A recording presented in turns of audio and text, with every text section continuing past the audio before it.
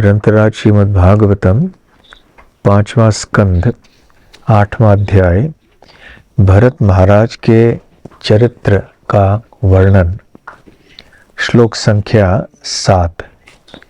श्लोक गद्य में है, इसलिए मैं अकेले पढ़ूंगा।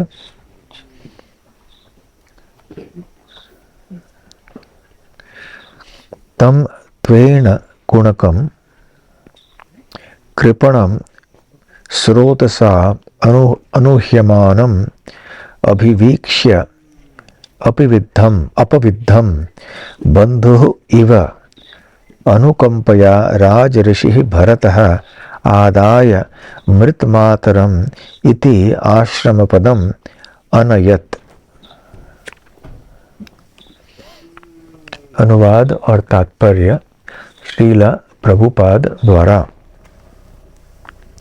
नदी के तीर पर बैठे हुए महान राजा भरत ने अपनी मां से बिछुड़े बालक को नदी में बहते देखा।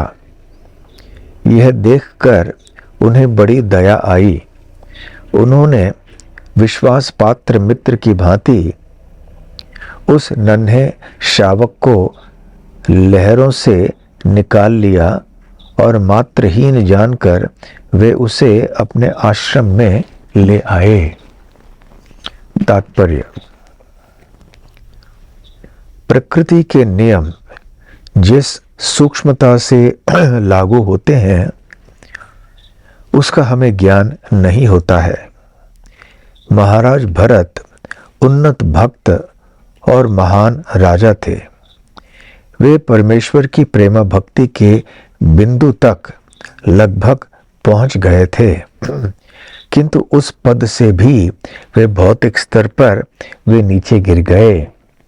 इसीलिए श्रीमद् भागवतम के दूसरे अध्याय के भगवद गीता के दूसरे अध्याय के 15वें श्लोक में यह चेतावनी दी गई है, यम ही न व्यथयन्त्येते पुरुषम पुरुषर्षभ सम दुःख सुखम धीरम सौमृतत्वाय कल्पते।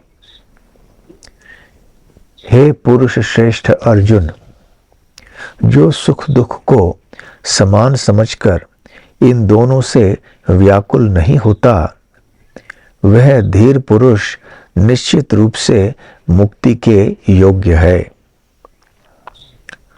भौतिक बंधन से मोक्ष तथा मुक्ति के प्रति अग्रसर होने में अत्यंत सतर्क रहना चाहिए, क्योंकि थोड़ी सी त्रुटि रह जाने से पुनः भौतिक संसार में गिरना पड़ता है।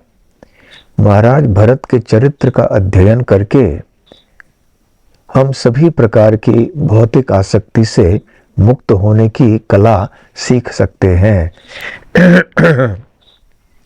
जैसा कि आगे के श्लोकों से पता चलेगा, भरत महाराज को मृग शरीर धारण करना पड़ा, क्योंकि मृग शावक पर अपना अत्यंत ममत्व हो गया था। हमें चाहिए कि हम मनुष्य को भौतिक स्थिति से आध्यात्मिक स्थिति पर उठाने में दयालु बने, क्योंकि पता नहीं कब हमारी यह सिद्धि नष्ट हो जाए और हमें भौतिक स्तर पर नीचे गिरना पड़े। महाराज भरत का मृग के प्रति दया भाव भौतिक जगत में उनके पतन की शुरुआत थी।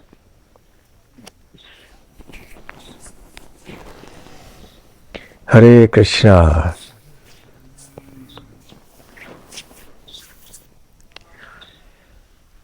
असंग शस्त्रेण दृढ़ेन चित्वा।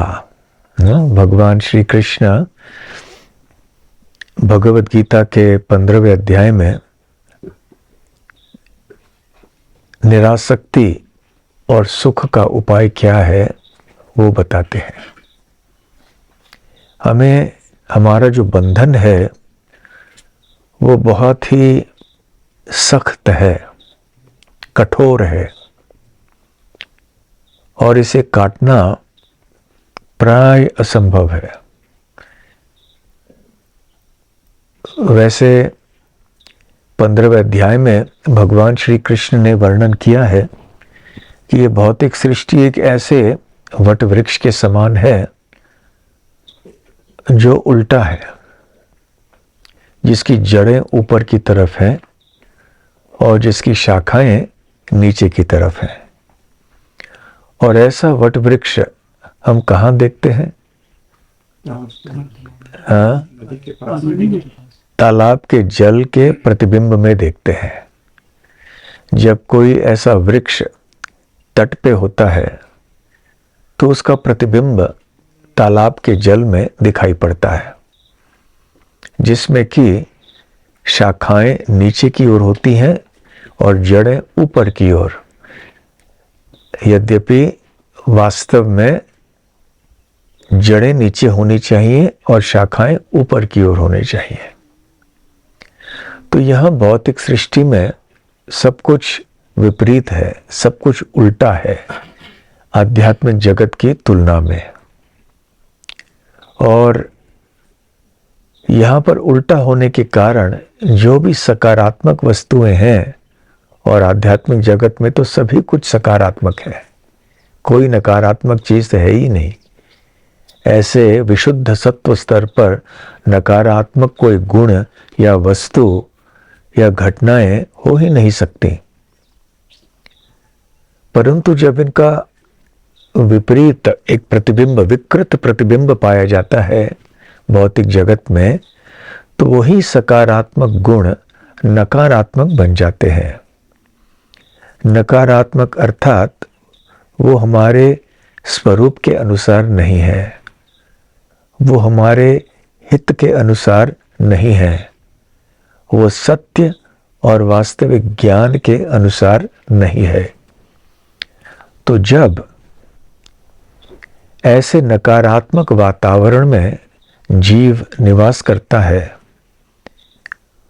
माया के चंगुल में फंस के वो यही सोचता है कि यही सर्वस्व है, यही सत्य है, और इसी को माया कहते हैं।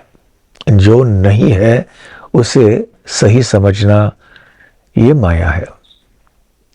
सत्य को असत्य समझना और असत्य को सत्य समझना, धर्म को अधर्म समझना और अधर्म को धर्म समझना, ये सारी चीजें माया के लक्षण है। तो ऐसे बद्ध जीव अटक जाता है इस भौतिक सृष्टि में और माया के चंगुल में फंस के वो पूरी तरह से बंध जाता है। बंधने के कई कारण हो सकते हैं, तरह तरह के डोरी या रस्सी हो सकते हैं जिससे कि बद्ध जीव बंधा जाता है। काम, क्रोध, लोभ, मोह, मद, मात्सर्य, 3 गुण सत्व रजस तमस के अंतर्गत वो जब फंस जाता है तो ये गुण रस्सी के समान होते हैं जो उसे बांध के रखते हैं। और इतने कठोर ये कितना कठोर ये बंधन होता है कि जीव इस बंधन से प्राय निकल नहीं सकता है। जितना भी जीव प्रयास करे अपने बल पे वो निकल नहीं सकता है। जिस प्रकार से कभी एक उड़ती हुई मक्खी मकड़े के जाल में अटक जाती है और मकड़े के जाल में अटक के वो बहुत ही अपने हाथ पैर फड़फड़ाती है ये प्रयास करने के लिए कि मैं इस मकड़ी के जाल से मुक्त हो जाऊं, परंतु जितना ज्यादा वो संघर्ष करती है मक्खी, उतना ही ज्यादा वो बंधन में फंस जाती है। वो केवल तब मुक्त हो सकती है जबकि बाहर से कोई वस्तु व्यक्ति आके उस जाल को काट के मक्खी को मुक्त करे। अन्यथा स्वयं यदि मक्खी अपने बुद्धि के अनुसार प्रयास करती रहे तो मुक्त होना संभव नहीं है। तो ये हमारी परिस्थिति है, हमारी दशा है। भगवान श्री कृष्ण की माया शक्ति ने एक ऐसा जाल फैलाया हुआ है जिसमें कि हम सब अटके हुए हैं। और अटकने का फल ये होता है कि हमें दुख मिलता है। 3 प्रकार के दुख, 3 प्रकार के क्लेश मिलते हैं, और इन क्लेशों को सहन करना बहुत कठिन होता है। कोई नहीं चाहता है इन क्लेशों को, परंतु क्योंकि जबरदस्ती ये क्लेशों को झेलना पड़ता है, तो बद्ध जीव सदैव संघर्ष में लगा रहता है कि कैसे इन दुख के कारणों से, इस बंधन से हम मुक्त हो जाए। स्वाभाविक रूप से बद्ध अवस्था में जीव ऐसे दुखद परिस्थिति से दूर हटने के लिए बहुत संघर्ष करता है। भगवद गीता के 15वें अध्याय में भगवान श्री कृष्ण कहते हैं, प्रकृति स्थानी कर्षति, कर्षति अर्थात संघर्ष। तो ये संघर्ष इतना होता है, परंतु जैसे वो मक्खी संघर्ष करके अपने बंधन को और सख्त बनाती है, कठोर बनाती है, उसी प्रकार से बद्ध जीव जितना संघर्ष करता है प्रकृति के नियमों के विरोध में, तो उतना ही वो ज्यादा बंध जाता है। जब तक कोई बाहर से व्यक्ति या वस्तु आके उसे छुड़वाता नहीं है, तब तक वो छूट नहीं सकता। तो इसलिए भगवान स्वयं आते हैं अवतार के रूप में। भगवान अपने वाणी को शास्त्रों के रूप में भेजते हैं, अपने विग्रह, अपने रूप को ही विग्रह के स्वरूप में भेजते हैं। ऐसे नाना प्रकार से भगवान श्री कृष्ण इस भौतिक जगत में प्रकट होते हैं, हमें इस भौतिक सृष्टि के बंधन से मुक्त करवा के उनकी प्रेमा भक्ति में स्थित करने के लिए, जिसके द्वारा फिर हम उनके धाम में जा सकते हैं। तो भगवान श्री कृष्ण तो आते हैं, कृपा देने के लिए तैयार हैं। वो अपने, उनके हाथ में कैंची है जिससे कि भौतिक बंधन को काट सकते हैं। परंतु यदि जीव ऐसे बंधन मुक्त नहीं होना चाहता है, तो भगवान जबरदस्ती नहीं करते हैं। इसलिए देखा जाता है कि जब बद्ध जीव के सामने भगवत मार्ग के उपाय रखे जाते हैं, नाना उपाय हैं इससे, तो प्राय बद्ध जीव उनको ठुकरा देता है, उनको साधारण समझ के, उनको दुख का कारण या मिथ्या समझ के। देखिए, सत्य को मिथ्या समझना, मिथ्या को सत्य समझना, ये है माया के लक्षण। और फिर बद्ध जीव संघर्ष करते करते करते बारंबार जन्म लेता है। फिर कहीं भी उसे इस भौतिक जगत से मुक्त होने की संभावना दिखाई नहीं पड़ती। यदि उसका सौभाग्य खुल जाए और किसी भक्त से उसकी पहचान हो जाए, जो उसको भगवान के भक्ति के बारे में बताएगा, और यदि उसकी आध्यात्मिक भक्तियोन्मुखी सुकृति पर्याप्त मात्रा में बढ़ी हुई है, तो फिर वो ऐसे संग का लाभ उठा पाएगा, अन्यथा नहीं। तो ऐसे बद्ध अवस्था में व्यक्ति या प्राणी इतना बंध जाता है कि फिर वो भूल ही जाता है कि सत्य क्या है, नहीं। इसलिए निरासक्ति सुख का कारण है, आसक्ति दुख का कारण है।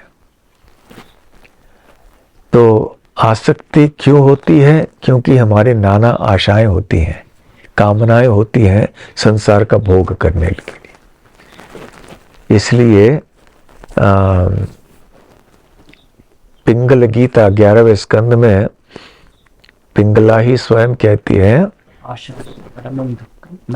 आशा ही परमम दुखम। जितनी आशाएं हम रखेंगे संसार में, मुझे ये भी चाहिए, वो भी चाहिए, ये भी भोग करना है, वो भी भोग करना है, तो ये हमारे दुख का कारण है। ऐसी आशाओं के कारण हम बंधन में लग जाते हैं और ये बंधन हमें कष्ट देते, हमें दुख देता है। और नैराश्यम परमम सुखम, नैराश्यम परमम सुखम, इसलिए जब उन्हीं आशाओं को हम त्याग देते हैं तो सुख का अनुभव करते हैं। तो ये अवंती ब्राह्मण के कथाओं में है। जब वो अवंती ब्राह्मण ने, जब 24 गुरुओं की कथा होती है एक ब्राह्मण के द्वारा, तो एक ऐसे पक्षी के बारे में बताया जाता है, एक चील या गरुड़ पक्षी, जो कि एक छोटे पक्षी को प्रहार करता है। क्यों? क्योंकि वो छोटे पक्षी के पास में कोई मांस रहता है जिसको वो खा रहा होता है। जब बड़ी पक्षी उसको देख लेता है तो वो उसके ऊपर प्रहार करता है।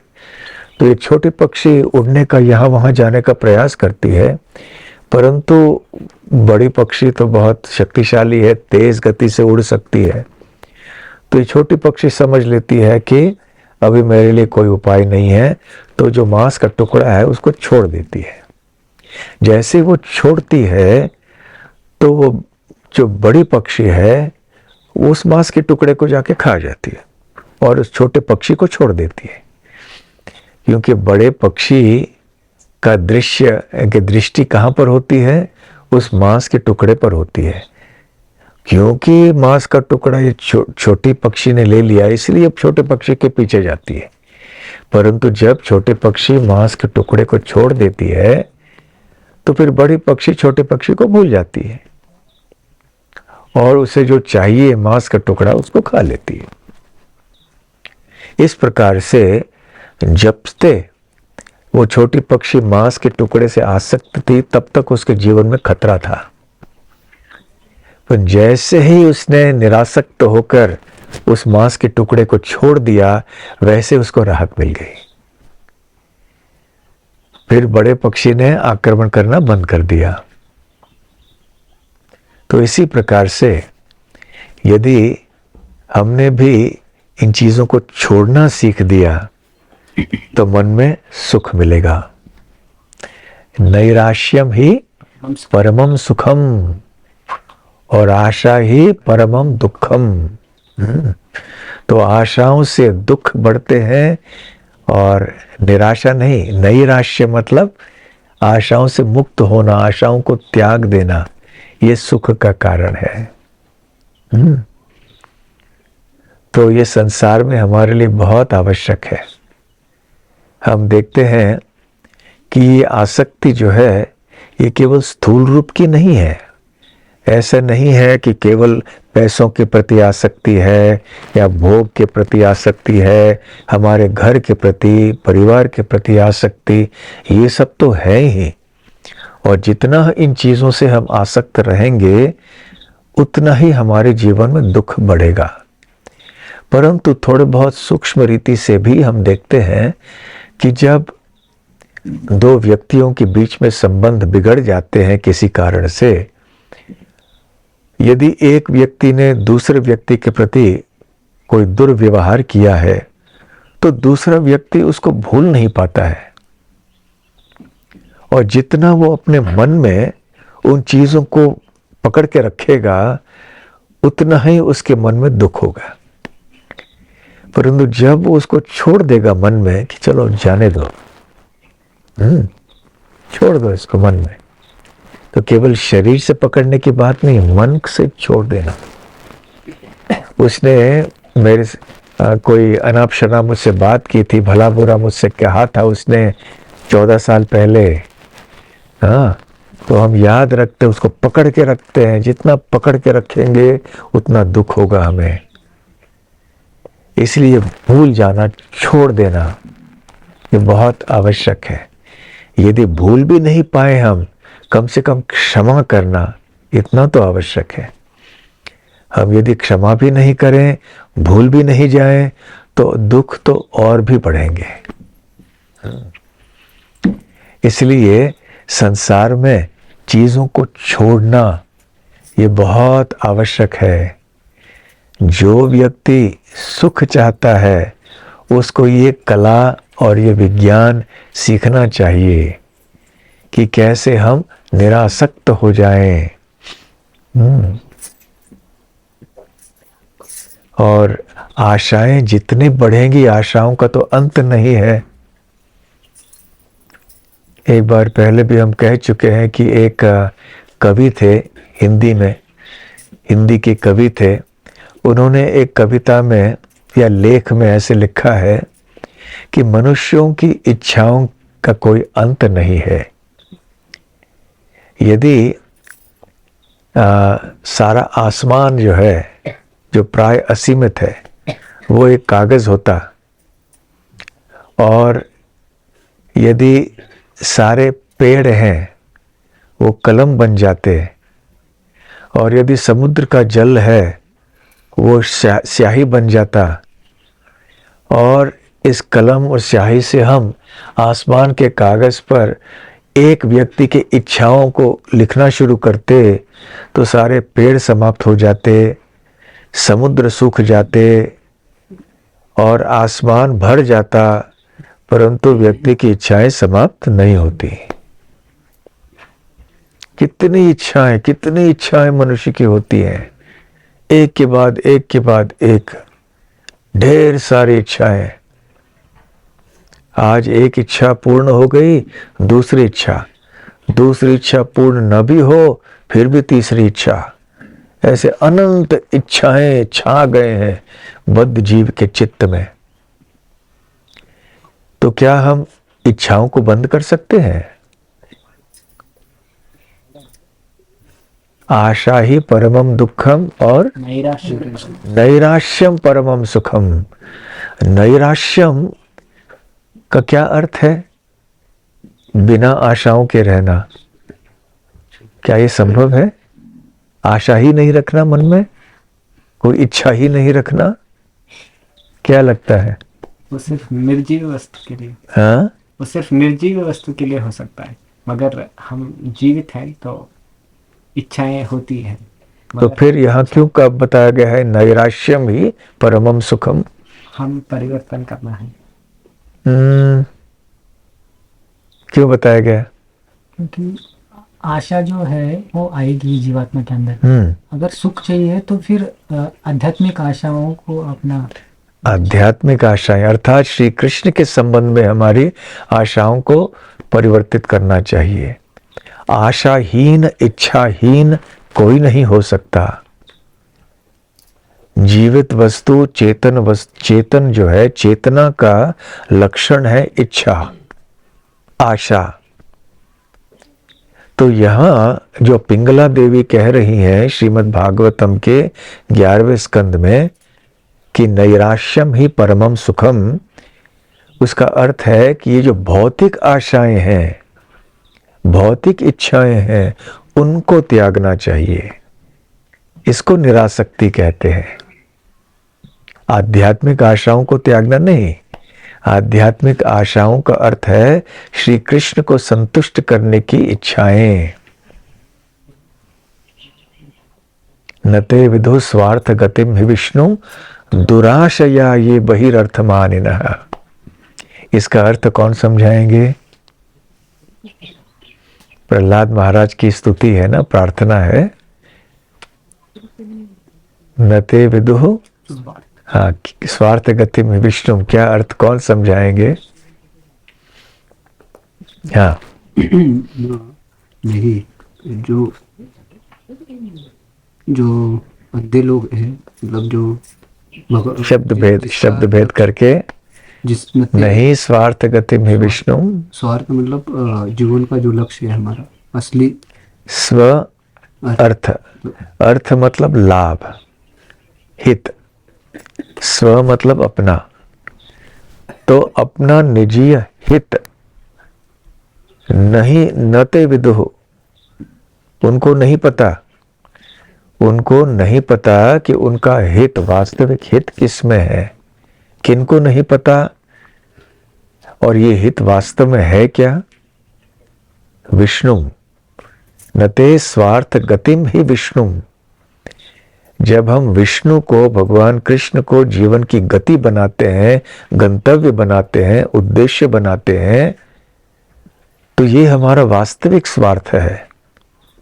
परंतु जब कोई व्यक्ति नहीं जानते हैं कि उनका वास्तविक हित भगवान कृष्ण की सेवा में है,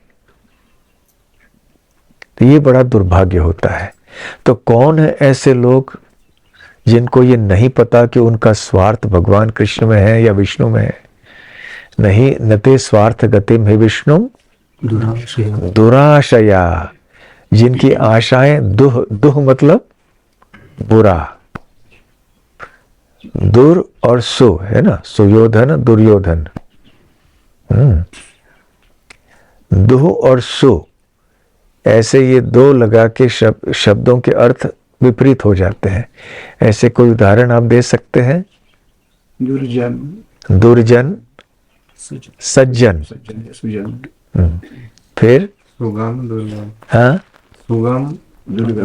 सुगम और दुर्गम। तो क्या अर्थ है इनका? सुगम मतलब कठिन, अच्छा है, मतलब आसान है, योग्य मार्ग, सुगम, और दुर्गम मतलब कठिन मार्ग, कठिन मार्ग। बहुत कठिन पथ है दुर्गम, और जो बहुत आसान है वो सुगम। और सौभाग्य दुर्भाग्य, सौभाग्य दुर्भाग्य, और गति दुर्गति, सुगति दुर्गति। हाँ, तो उसी प्रकार से यहाँ क्या बताया गया है? दुराशा, बुरी आशाएं। ये नहीं बताया गया है कि आशाओं को शून्य करना चाहिए, या क्या बताया? ये दुराशा या बुरी आशाएं होती है। जो जिनके मन में बुरी आशाएं हैं वो नहीं जान सकते कि भगवान कृष्ण ही जीवन के ध्येय हैं हमारे। तो बुरी आशाएं, दुराशा का अर्थ क्या है? ये बही अर्थ मानिनः, बही जो बाह्य वस्तुएं हैं, व्यक्ति हैं, उनको ही अपने जीवन का लक्ष्य मानना, इनको यही बहुत अर्थपूर्ण है, मूल्यवान है, ऐसे समझना। वही अर्थ मानिनः, अर्थ मतलब लाभदायक, मानिनः मतलब मानते हैं। तो दूसरे शब्दों में, जो व्यक्ति संसार के वस्तुओं को, व्यक्तियों को महत्वपूर्ण मानता है और सोचता है कि इनमें रमण करने से ही मुझे सुख मिलेगा, इनमें रमण करने से ही मेरे जीवन का ध्येय प्राप्त होगा, तो ऐसी जो आशाएं हैं, जो विचारधारा है, वो दुराशा है। और जब तक ये दुराशा है और खराब इच्छा है, तब तक व्यक्ति अपने जीवन के ध्येय को समझ नहीं सकता। इसलिए ये हमें जान लेना चाहिए कि वास्तविक आशाओं की मुक्ति क्या है। वास्तविक आशाओं से मुक्ति ये नहीं है कि हम आशाओं को शून्य कर दें, ये संभव नहीं है। तो आशाओं को भौतिक क्षेत्र से स्थानांतरित करके, परिवर्तित करके भगवान कृष्ण में स्थित करना, ये वास्तविक निरासक्ति है।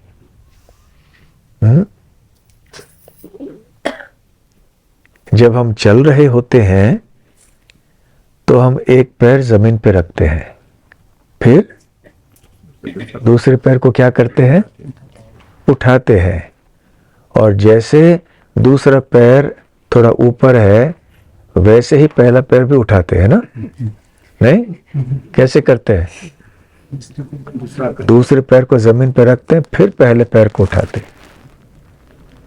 दोनों पैर को साथ में उठा के चल सकते हैं? नहीं सकते।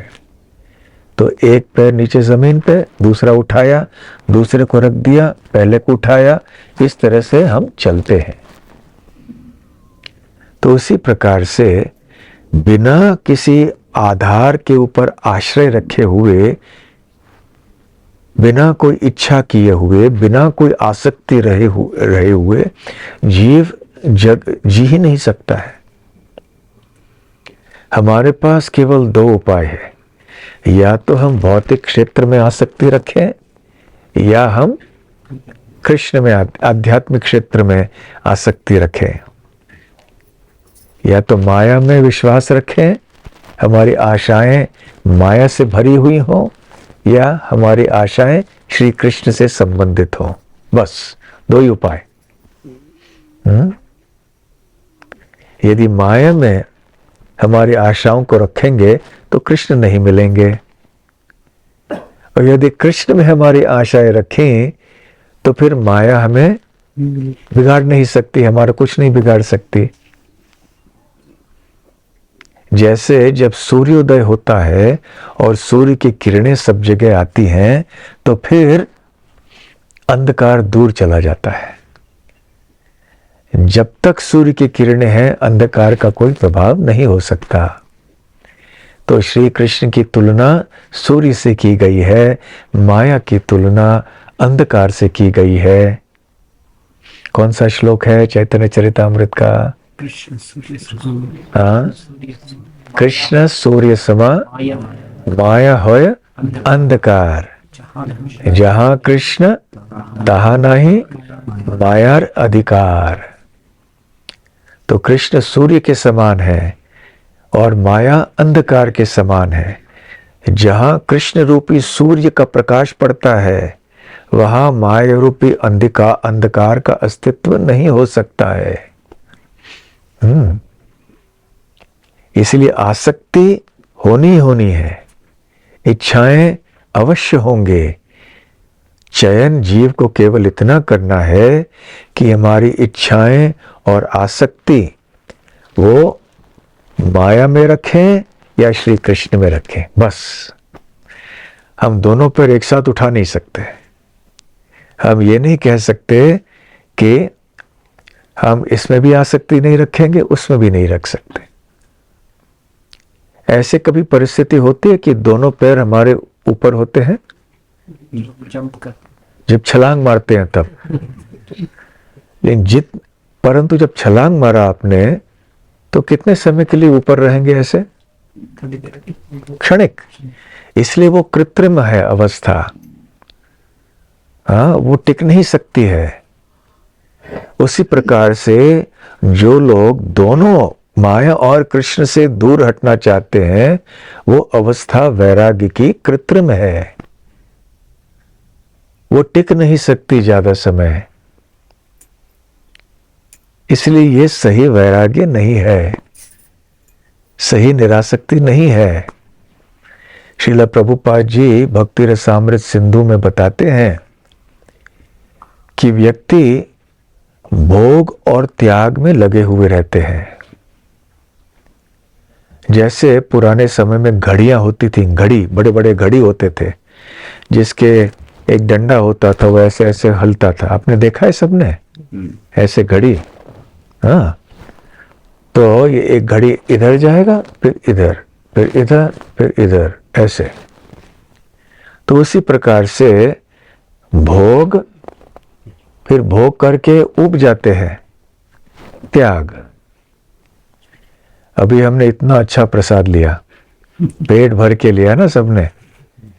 अभी जब पूरा पेट भरा हुआ है, यहां तक आपने प्रसाद लिया और फिर से आपको बोला जाए अभी ये और प्रसाद लीजिए, अभी आप बोलेंगे नहीं नहीं अभी नहीं ले सकते। हाँ, प्रसाद खाने की सोच भी नहीं सकते आपकी, इतना पेट भर गया है। तो इतना भोग करने के बाद क्या होता है? त्याग। पर उन कितने समय तक त्याग रहेगा?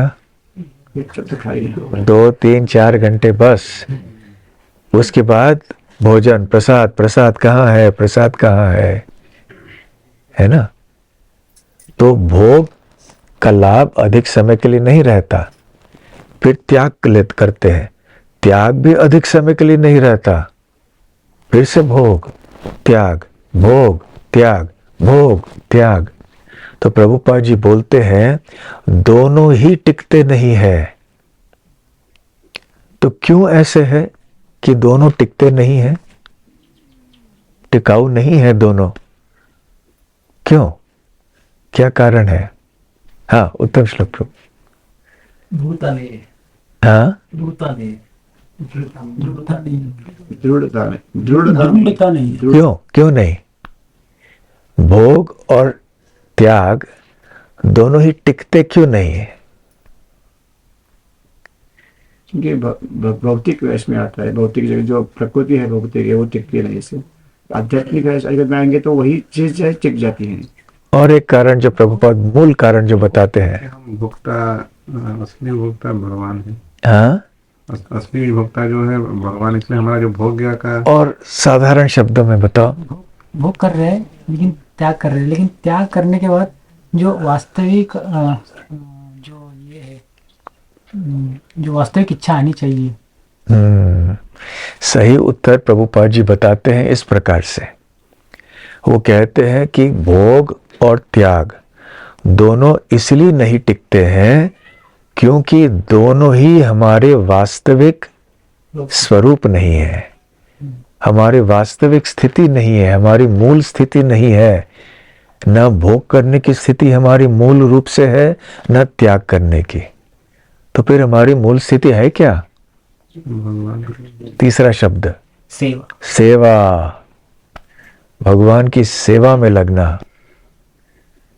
भौतिक जगत में भी हम देखते हैं, चाहे हम भोग कर रहे हैं या त्याग कर रहे हैं, सेवा तो कर ही रहे होते हैं। अपनी इंद्रियों की कर रहे होते हैं, किसी और की कर रहे होते हैं। तो सेवा एक ऐसी चीज है जो सदैव जीव के साथ रहती है। परंतु जब ये सेवा की प्रवृत्ति भौतिक सृष्टि में हम केंद्रित करते हैं तो फिर ये चक्र होता है, भोग त्याग भोग त्याग।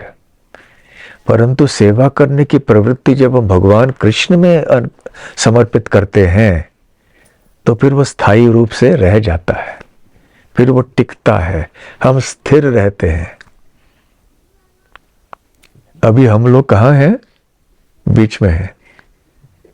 न भोग त्याग को पूरी तरह से छोड़ पाए हैं, न पूरी तरह से भगवान की सेवा में 24 घंटे लगे हुए हैं, परंतु हम सही दिशा में चल रहे हैं। समझ लिया है हमने कि भोग त्याग ये नहीं है हमारे लिए, तो भक्ति की ओर चल, भक्ति मार्ग में चल रहे हैं। और आज नहीं तो कल, इस जन्म में नहीं तो आने वाले जन्म में हमें समसिद्धि प्राप्त होगी। इसलिए ये सृष्टि को भी भगवान की संपत्ति मान के इसका प्रयोग भगवान की सेवा में करना, ये सही त्याग है। इसके बजाय कि इस दुनिया को भौतिक मान के उसको बिल्कुल त्यागने का प्रयास करना, ये कृत्रिम है। कई बार हम ये चर्चा कर चुके हैं और उपदेशामृत में भी श्रील प्रभुपाद जी कहते हैं कि यदि आप सड़क पे चल रहे हैं, आपको किसी का बटुआ मिल गया, थैली जिसमें पैसे वगैरह पड़े हैं, आपने वो देखा कि अरे किसी का है, आपने खोल के देखा अरे इतने सारे पैसे हैं, किसके हैं? तो हमारे सामने 3 उपाय हैं। कौन से 3 उपाय?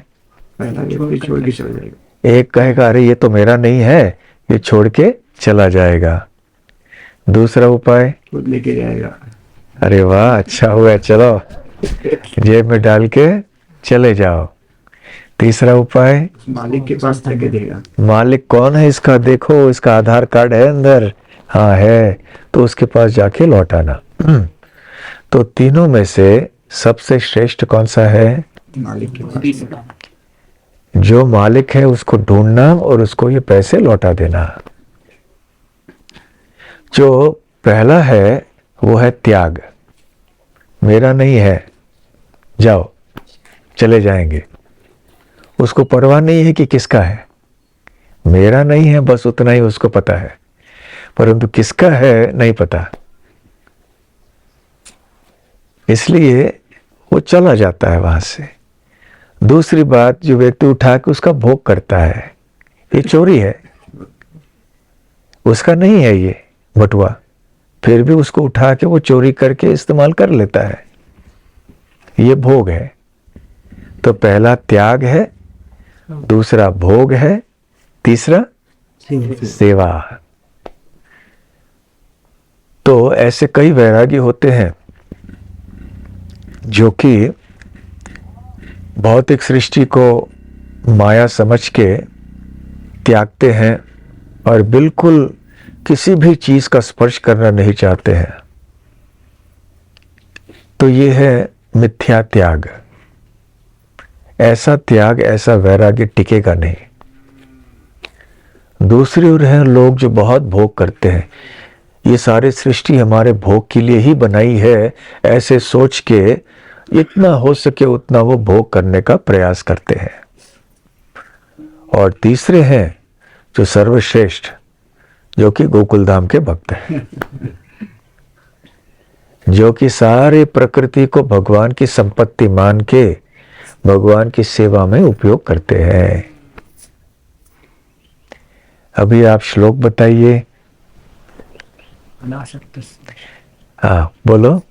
अनासक्तस्य विषया अनासक्तस्य विषयान् यथार्हम् उपयुञ्जतः निर्बंध कृष्ण निर्बंध कृष्ण संबंधे युक्तम वैराग्यम उच्यते। तो इसका शब्द भेद करके अर्थ समझाइए। अनासक्तस्य विषयान मतलब अनासक्तस्य विषयान, विषय, विषय जो है संसार के जो भोग के लिए जो विषय हैं, वस्तु हैं, अनासक्त, उनसे आसक्त न होना। वैयक्तिक आसक्ति, हाँ, वैयक्तिक आसक्ति में, हाँ, व्यक्तिगत आसक्ति नहीं रखना।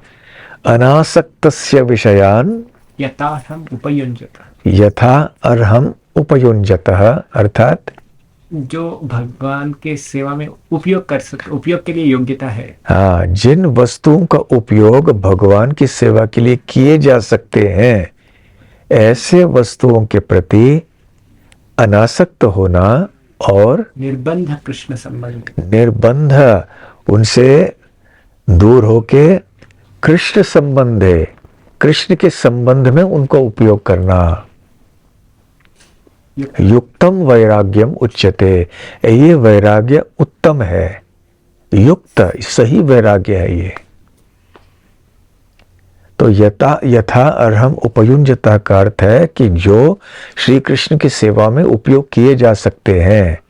हर चीज उपयोग नहीं किया जा सकता। क्या शराब को उपयोग किया जा सकता है भगवान की सेवा में? नहीं। ऐसे कई मादक द्रव्य हैं, उनका क्या उपयोग सेवा में किया जा सकता है? नहीं। तो उनको हम पूरी तरह से त्यागते हैं, अनासक्तस्य विषयान। परंतु जो वस्तुएं हैं जिनका उपयोग हम भगवान की सेवा के लिए कर सकते हैं, उनका उपयोग भगवान की सेवा के लिए करना चाहिए। उनको भौतिक समझकर त्यागना नहीं चाहिए कि मैं वैरागी हूं, मैं इन चीजों को स्पर्श नहीं करूंगा। नहीं, जैसे धन है, धन का उपयोग भगवान की सेवा के लिए किया जाना चाहिए। यदि हम बोले मैं वैरागी हूं, मुझे धन को स्पर्श नहीं करना है, ठीक है, आप अपने लिए मत करिए, परंतु जो धन के मालिक हैं, लक्ष्मी के नाथ है नारायण, उनकी सेवा में तो आप उपयोग कीजिए। इसलिए दूसरा श्लोक फिर मिथ्या वैराग्य कौन सा है? प्रापंचिकतया बुद्ध्या हरिसंबंधी वस्तुनः मुमुक्षुभिः परित्यागो फल्गु वैराग्य कथ्यते। तो क्या अर्थ इसका? प्रापंचिकतया बुद्ध्या, प्रपंच आप समझते हैं, प्रपंच अर्थात ये भौतिक सृष्टि। प्रापंचिकतया बुद्ध्या, ये बुद्धि या ये मानसिकता या ये विचारधारा होना कि ये सब भौतिक है, इसका भगवान से कोई संबंध नहीं है। हाँ, प्रापंचिकतया बुद्ध्या हरि संबंधी वस्तुनः, तो जो वस्तु हरि के संबंध में है उनको भौतिक समझना। मुमुक्षुभिः परित्यागो, मुमुक्षुभिः, कौन है मुमुक्षुभिः? जो त्यागी लोग, सिर्फ हाँ, जो त्याग करना चाहते हैं, जो मोक्ष की कामना रखते हैं। हम वैराग्य का पथ स्वीकार करके हम मोक्ष की प्राप्ति करना चाहते हैं। मुमुक्षुभिः परित्याग। संपूर्ण तो ऐसे मुमुक्षु जो होते हैं वो ऐसे वस्तुओं को भी त्यागते हैं जो कि भगवान की सेवा में उपयोग किए जा सकते हैं, ये सोचकर कि ये सब प्रपंच के हैं, ये सब भौतिक जगत के हैं, भौतिक चीजें हैं, ये इनको त्याग दो। मुमुक्षुभिः परित्यागो फल्गु वैराग्य, फल्गु वैराग्यम कथ्यते। ये फल्गु वैराग्य है। तो फल्गु मतलब क्या है? फॉल्स, मिथ्या। क्यों फल्गु शब्द का प्रयोग क्यों किया गया है? क्योंकि सच्चा त्याग वो नहीं है, क्योंकि वो वस्तु ये हमारे फल्गु शब्द क्यों है? हाँ, कौन सा नदी? कौन, किसने बोला? हाँ, बोलो। हाँ फल्गु नदी जो सूखी हुई है, हाँ, तो फल्गु का शब्द का उदाहरण। दिखने में वो बह नहीं रही है, लेकिन ऊपर से लगता है कि नहीं है नदी, लेकिन नीचे से होती है। तो ऐसे ये धोखा होता है। वो समझता है कि अरे कुछ नहीं है, लेकिन नीचे है अंदर, ऊपर से सूखी हुई है। तो ये मिथ्या वैराग्य, सही वैराग्य नहीं है। तो सही वैराग्य क्या है? जो गोकुल धाम के भक्त कर रहे हैं, भले ब्रह्मचारी हो, गृहस्थ हो। क्यों? यहाँ तो प्रकृति की वस्तुएं हैं, सब हरि संबंधी वस्तु न है। पेड़ है, मिट्टी है, जल है, हाँ, इन सब का प्रयोग कर रहे हैं भक्त लोग। खेती करके फिर उससे जो फसल वगैरह आता है, फल फूल आदि, भगवान कृष्ण को अर्पण करते हैं, फिर ग्रहण करते हैं प्रसाद के रूप में।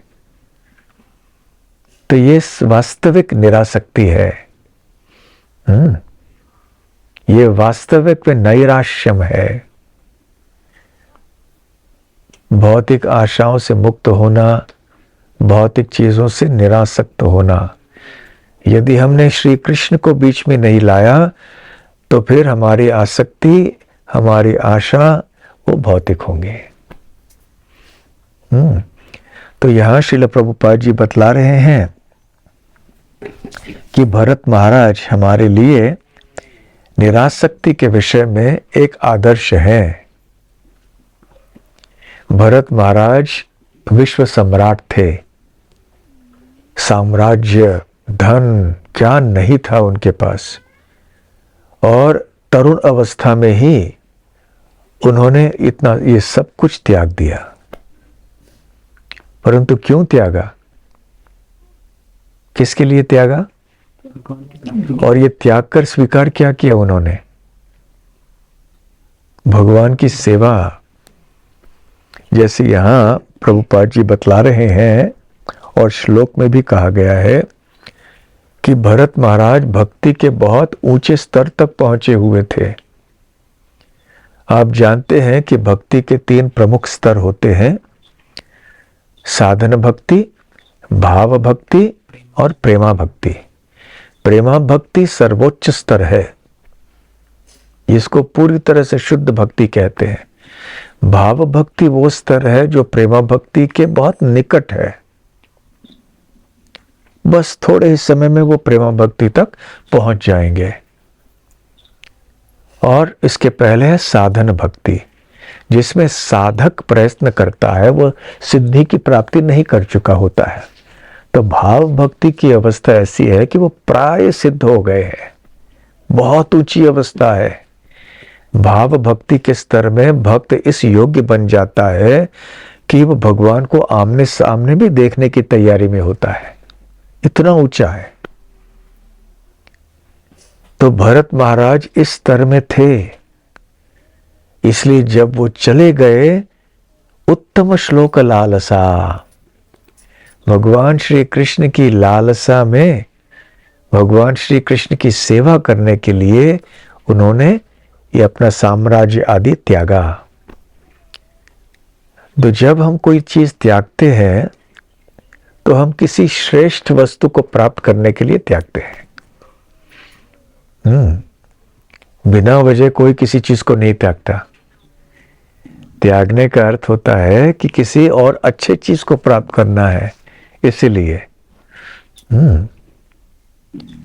उसी प्रकार से महाराज भरत ने अपना साम्राज्य, धन, सब कुछ त्यागा उससे श्रेष्ठ कोई वस्तु प्राप्त करने के लिए। वो क्या है? भगवान उत्तम श्लोक या श्री कृष्ण की सेवा, उनकी प्रेमा भक्ति। इसलिए उनका जीवन सफल हुआ। फिर भी इतना सब होते हुए, भक्ति के इतने ऊंचे स्तर में स्थित होने के बाद भी, इतना सब त्याग करने के बाद भी, इतना विरक्त जीवन, परिवार, जंगल में रहने के बाद भी एक हिरण के बच्चे से आसक्त होके उनका पतन हो गया और आने अगले जीवन में उनको एक मृग का शरीर लेना पड़ा। देखिए कितने खतरे हैं इस भौतिक सृष्टि में। इसलिए हमें बहुत सावधान रहना चाहिए ताकि हम आगे भक्ति के पथ में चलते रहें। हरे कृष्ण कृष्ण कृष्ण हरे हरे, हरे राम राम राम हरे हरे। हरे कृष्णा। हाँ, बहुत बहुत धन्यवाद। सुंदर ढंग से आप बताएं।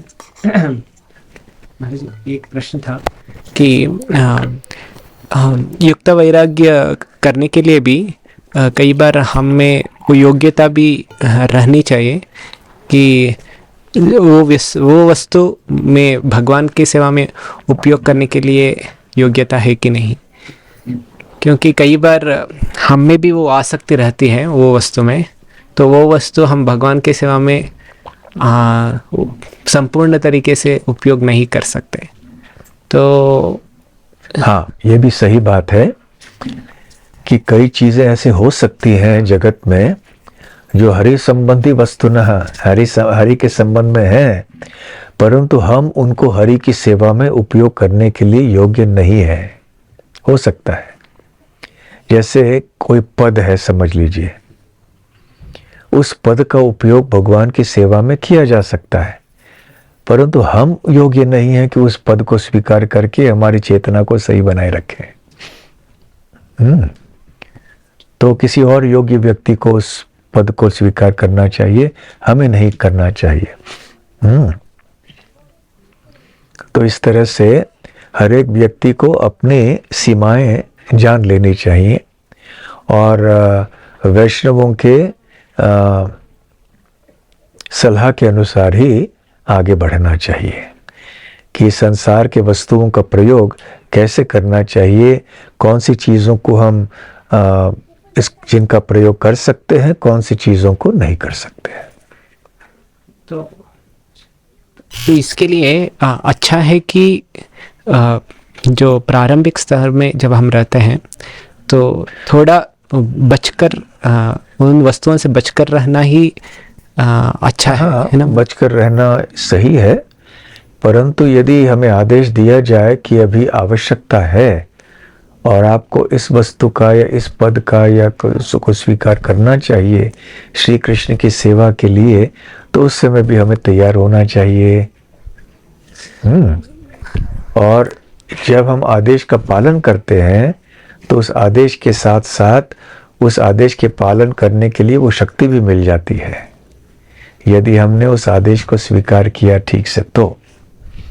हाँ, और हम देखते हैं ना महाराज, कई बार भक्त लोग जो पहले जब स्वीकार करते हैं तब तो अच्छे चेतना में रहते हैं, मगर आगे जाके जाते जाते क्या हो जाता है वो क्योंकि उस क्षमता कई बार जब नहीं न होने के कारण जो भक्ति में विचलित हो जाते हैं और उसको जब भोगते हैं वो जो वस्तु है और भक्ति से गिर जाते हैं। तो जैसे हम इधर भी देखते हैं भरत महाराज तो ममता नहीं थी, वो छोड़ कर आए थे, मगर बाद में अच्छे कारण से ही वो गए मदद करने के लिए, मगर फिर वो आसक्त हो गए। तो जब तक वो संपूर्ण तरीके से हृदय शुद्धिकरण नहीं होता है तब तक इसे स्वीकार करना वो जैसे हमने कहा, ऐसे ही हम पूरी तरह से हमें सावधान रहना चाहिए।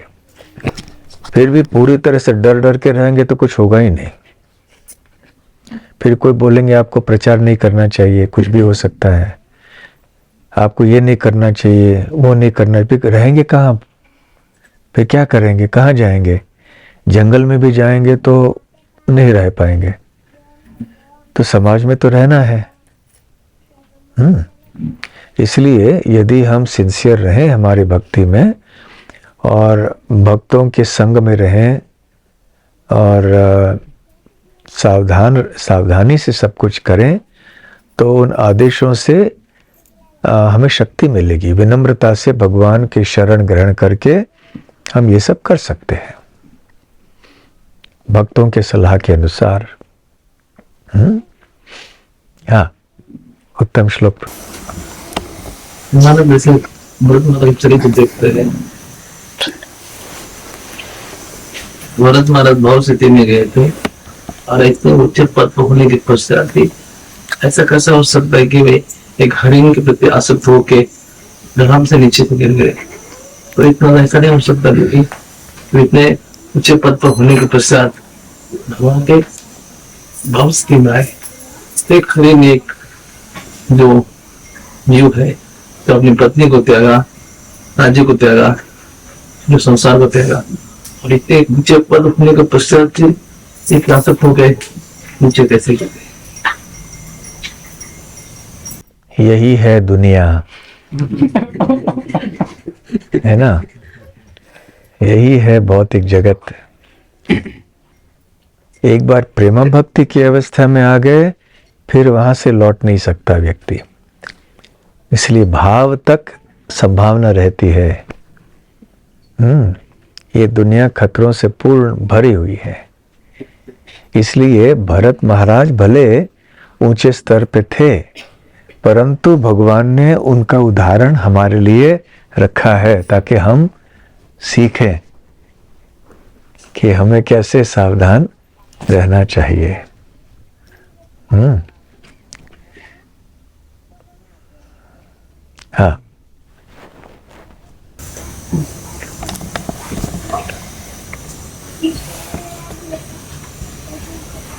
आप बोले कि एक का प्रवचन में एक बिंदु बोले कि हमको ऐसे पकड़ के नहीं रखना चाहिए, क्योंकि उसमें से फिर क्या पकड़ के? मतलब कुछ घटना हमारे से घटना है, कुछ दुर्व्यवहार हुआ है, तो वो 14 साल पहले क्या हुआ उसको मन में रखना, उसने ऐसे किया। जितना पकड़ के रखेंगे मन में, कष्ट ही होगा, कष्ट ही होगा। तो छोड़ दो उसको, छोड़ दो। तो और उसमें बहुत तरह स्तर पे ऐसा हो सकता है। अभी कोई अभक्तों से भी हो सकता है और कोई भक्तों से भी हो सकता है, और साधक के जीवन में ये सब परिस्थिति, क्योंकि दुनिया ऐसे है जिसका बोल, तो ये सब परिस्थितियां आएंगे। तो फिर वो भी दूसरा जो भक्त हैं, उच्च स्तर का भक्त है, जैसे अम्बरीश महाराज हैं, जब अम्बरीश महाराज करेक्ट थे और जब दुर्वासा मुनि उनके साथ व्यवहार किए तो उस समय पे उनको लगा नहीं कि ये गलत किए हैं ऐसे। तो कुछ भक्त ऐसे भी व्यवहार कर सकते हैं और कुछ भक्त भूल भी जाएंगे। लेकिन हम अभी व्यवहारिक रूप से उस स्तर पे भी नहीं हैं, तो वैसा परिस्थिति में एज साधक और भक्तिमय वातावरण में हमको हमारे लिए क्या बेस्ट सोच क्या है? क्योंकि कभी हम सोच सकते हैं कि ये कर्म से हुआ इसलिए मैं छोड़ देता हूँ, कोई बोल सकते हैं नहीं ये कृष्ण का अरेंजमेंट है इसलिए मैं सब कुछ भूल जाता हूँ। सही है। तो सारे उत्तर सही है, लेकिन छोड़ देना है। चाहे इस कारण से छोड़ो, उस कारण से छोड़ो, लेकिन छोड़ दो। उसने क्या बोला था मुझे, क्या हुआ क्या नहीं, मैंने क्या जवाब दिया, जरूरत नहीं। जीवन में बहुत कुछ करना है, प्रेमा भक्ति तक पहुंचना है। इन्हीं चीज़ों को पकड़ के रखेंगे, आगे नहीं बढ़ पाएंगे, हमारे लिए ही बोझ बन के रहेंगे, हमें ही पीछे खींचेंगे ये सब चीज़ें। मुझे याद है एक बार कई साल पहले एक भक्त मुझे बता रहे थे, वो कई वर्ष पहले 10-20 साल पहले, वो तारीख भी याद था उनको, 26 अक्टूबर को इसने उसने ऐसे ऐसे ऐसे ऐसे हुआ था। इतना सब याद है तो भागवतम के श्लोक क्यों नहीं याद रहते? हाँ, अक्टूबर 26 तारीख को ये साल में हम लोग यहाँ थे, उसके बगैर बैठे थे, उसने मेरे साथ ऐसे बोला। हाँ, क्यों इतना महत्व देना इन चीजों को? ये सब चीजें आएंगे जाएंगे, इतनी गंभीरता से नहीं लेना चाहिए इन चीजों को। छोड़ दो बस, फिर शांति। जैसे वो पक्षी ने वो मांस का टुकड़ा छोड़ दिया ना, हाँ आराम, ऐसे ये छोड़ दो, चैन की सांस ले लो, आराम से रहो। नहीं तो हमेशा मन में यही बात, इसने ऐसे बोला, उसने ऐसे किया, ये वो, इसी में हमारा चित्त घूमता रहता है। कभी कभी अगर रिपीटेडली होता है तो रिपीटेडली त्यागना। बार बार होता है तो बार बार त्यागो, लेकिन भगवान का आश्रय ले लो, तभी ये त्यागना संभव होगा। बिना भगवान का आश्रय लिए हुए त्यागना आसान नहीं है। व्यक्ति को बहुत ही सात्विक रहना पड़ेगा। यदि वो भक्ति में नहीं है कोई व्यक्ति और उसको त्यागना है, तो उसे फिर सत्वगुण उसके अंदर बहुत सुदृढ़ होना चाहिए। तो कभी कभी भक्तों के अंदर भी सत्वगुण का अभाव होता है, इसलिए वो त्याग नहीं पाते हैं।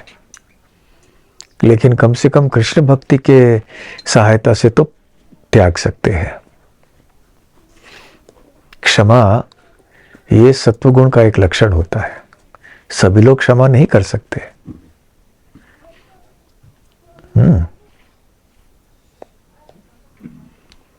कई बार हम ये बताए थे ना कि एक साधु बोल रहे थे कि 2 चीजें हमें याद रखनी है, 2 चीजें हमें भूलनी है।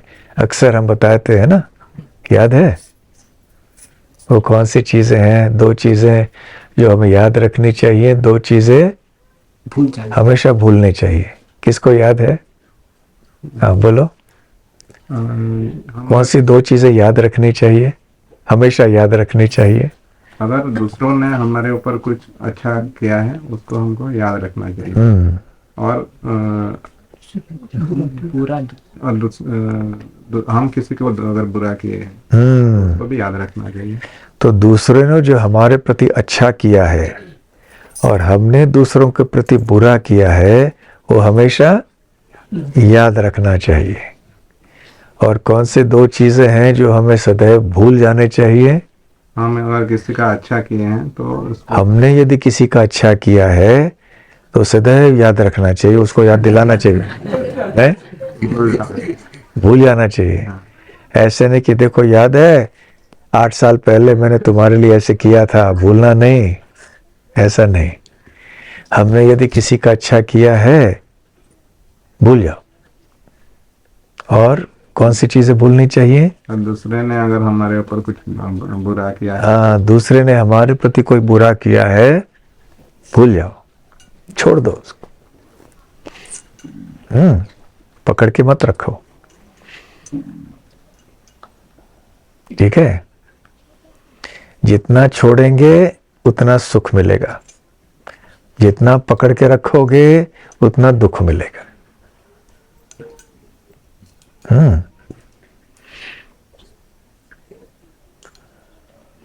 सही है।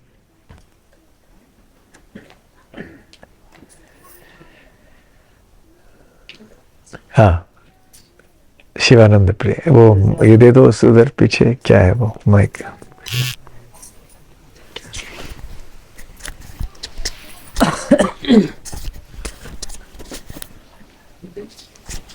जैसे आपने अभी बोला महाराज कि अपने जो आशाएं है वो आध्यात्मिक आशाएं होनी चाहिए और भौतिक आशाएं नहीं होनी चाहिए, मतलब उनको छोड़ देना चाहिए। लेकिन हम लोग वो स्तर में नहीं है, हमको समझता नहीं कि वो कौन सी भौतिक आशाएं है और कौन सी आध्यात्मिक है। तो हमको जब हम बाहर कुछ संसार में करते हैं, बहुत सारे बिजनेस या कुछ भी करते हैं, तो हमारा मन जो हमको टोपी डालता है कि बोलता है कि ये भगवान के लिए कर रहे हैं, ऐसा मतलब एकदम 2 नंबर के ये तो नहीं करते, अच्छा वाले करते, लेकिन फिर भी हमारा मन हमको टोपी डालता है कि ये आध्यात्मिक है, इसमें हम अपना कुछ पैसा क्या रखना है। आध्यात्मिक है और क्या नहीं है, इसका निर्धारण कैसे किया जाना चाहिए? गुरु साधु शास्त्र। बस गुरु साधु शास्त्र। लेकिन हम यदि गुरु साधु शास्त्र के अनुसार है तो ये आध्यात्मिक है, तो हमारी विचारधारा ठीक है। यदि इससे हटके है तो फिर ये नहीं है, बस। और यदि संशय है, सलाह ले लो। हाँ, ये भौतिक जगत में विडंबनाएं और ऐसे कई ऐसे अवसर आते रहेंगे जीवन में। केवल बहुत पहुंचे हुए भक्तों को भी होते हैं, तो हम सब साधारण भक्तों की क्या बात है। ये करना कि ऐसे धर्म संकट, ऐसे करना कि वैसे करना, क्या करना, ये समस्याएं ऊंचे स्तर तक होती है। भगवान कृष्ण के लिए भी हुए, ये क्या करना चाहिए, ऐसे करना कि वैसे करना। फिर सलाहकार उनके थे, उद्धव आए, ये आए, वो फिर उनको बताया।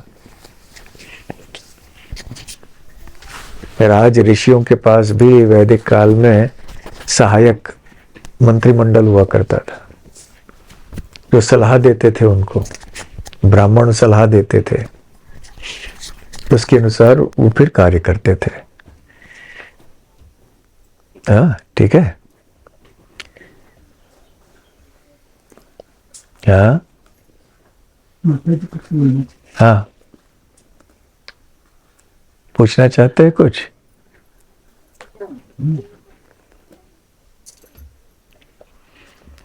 ठीक है। हाँ, अभी बहुत देर हो गया अभी चल। हाँ, तो बहुत बहुत धन्यवाद। इधर पहली बार हमने क्लास दिया है ना, यहाँ पे दिया है।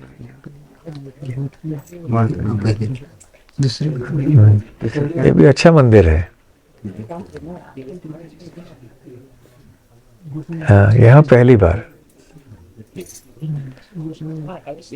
देखो, जितना सरल सब कुछ है ना, उतना ही अच्छा है, समस्या कम। जितना ऐश्वर्य शानदार ये वो सब करोगे, उतने समस्याएं बढ़ जाती हैं, चिंताएं बढ़ जाती हैं। सही है।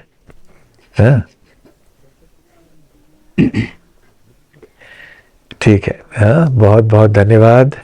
श्रील प्रभुपाद की जय। ग्रंथराज श्रीमद् भागवतम की जय। गौर प्रेमानंदे। हरि हरि बोल।